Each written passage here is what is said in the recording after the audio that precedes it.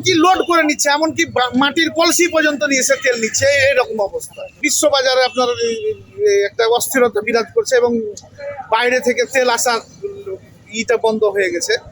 এই কারণে বাংলাদেশ সরকারের যেটা মজুদ আছে এটাকে ধরে রাখার জন্য আস্তে আস্তে অতিরিক্ত বিক্রয় যাতে না হয় এই জন্য তেলটাকে একটু কন্ট্রোল করা হয়েছে। একটা বিষয় আমরা দেখলাম যে সাধারণ মানুষ এই 1 লিটারের জায়গায় 5 লিটার নিচ্ছে, এরকম কি কোনো আছে নাকি?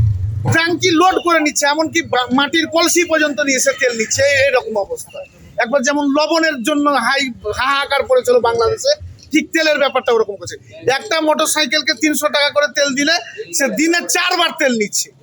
একবার হেলমেট লাগিয়ে, একবার মাফলার বেঁধে, একবার টুপি মাথায় দিয়ে কত রকম ভাবে সামলাবে, 4 বার করে। আপনারা তাহলে চাচ্ছেন না?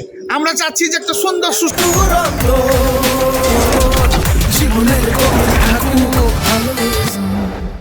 পরিবেশন, যে প্রত্যেক গাড়ি প্রতি 300 টাকা বা 400 টাকা করে, যাতে কারোরই ভোগান্তি না হয়, সবাই আমরাও শান্তিতে থাকি এবং যারা অ্যাকচুয়ালি মোটর সাইকেল চালক বা গাড়ি চালক তারাও শান্তিতে থাকে।